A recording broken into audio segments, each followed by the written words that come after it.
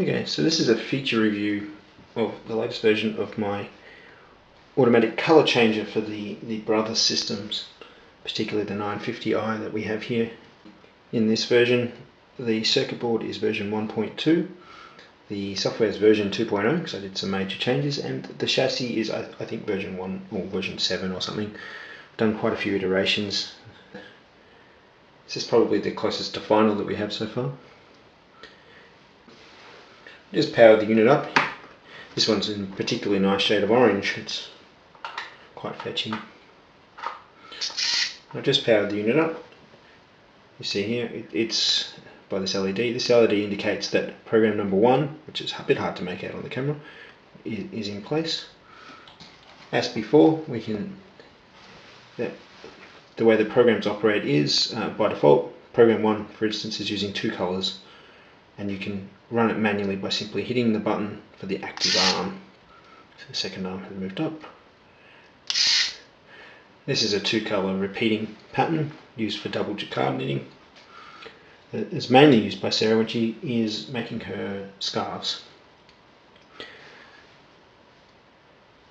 As before, you can switch between programs by pushing the program button and selecting a different program number. There's 4 options, obviously. Program 2 in this case by default is a 3-color, suitable for double jacquard once again. I won't switch to number 3, well I will because it will indicate which color it is. It will go to blue. It is a 4-color. And program 4, indicated by the purple, is a special case used for manually operating the machine. The first one you do need to tell it to go up and down effectively, but this is particularly useful if you're loading colors into the machine. Pushing the number and then pushing it again will move the arm up and then move it back. So you load your thread in, push a button, and it will move the arm back down again.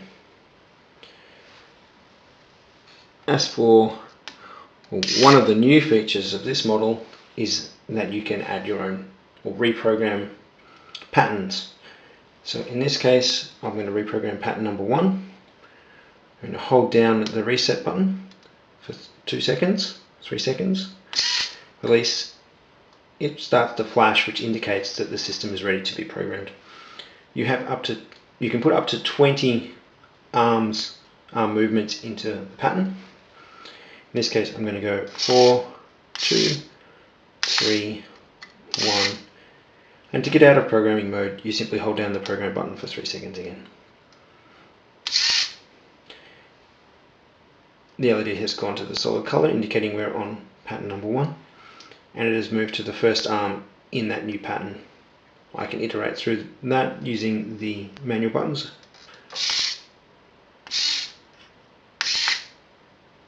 And it all works perfectly. If you do hit the limit for 20, the machine will automatically drop you out of programming mode with the new program that you've just entered saved. This program is saved permanently to the machine. I'm just going to turn it off now. Well, actually I'll switch to a different program so that my arms reset to a different position. I'm going to reset it, power off, power back on again. It is remembered that the new pattern number 1 starts with 4 and goes 4, 3, or 4, 2, 3, and then 1 again. If you do find that you need to reset a program back to the original, it's a simple matter to power off the machine, hold down the button for the program that you want to reset, and power the machine back up.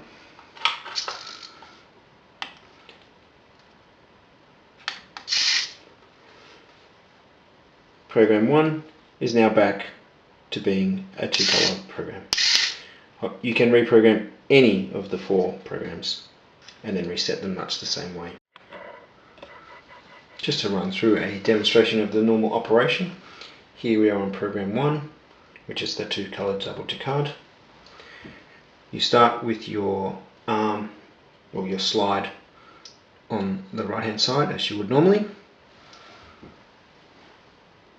Slide it across slide it across. This tab has moved past this sensor, indicating that a colour change is required. It has grabbed the first thread and opened up for the second thread to be picked up. I'll move the arm back. It should have now picked up the second thread. Something that isn't possibly clear on the video is that this LED actually has two brightness levels which indicate which side of the AutoChanger the carriage is on. This is a safety feature in case this sensor here misses a pickup and you end up with a situation where it's not sure where things are. So I'll just demonstrate a failure here. This tab has been triggered by that and switched to the next colour. That's all as expected. If I raise this up and move across,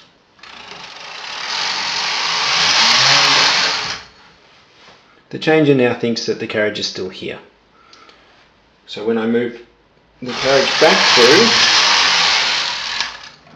it didn't trigger, but it will trigger when I move back. This isn't ideal because you can operate that way if you're slow, but the arms really need as much time as possible to lock the thread in. So we really want to change as soon as we get that detection. So there is a feature to fix this. Because it's lost track of where it is, if we hit the program button, the LED will change colour.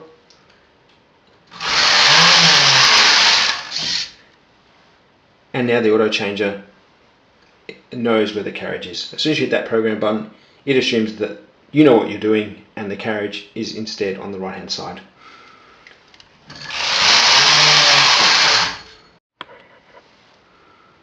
Another feature this has is a test system. I don't expect anyone to ever really use it except for myself when showing it off. But if when you power the machine on, like plug in your USB cord, if you hold down the program button and plug it in, the system goes into self-test mode and will iterate through all of the colours for 100 times. There is a reset button under here, which will just reset it back to its normal state.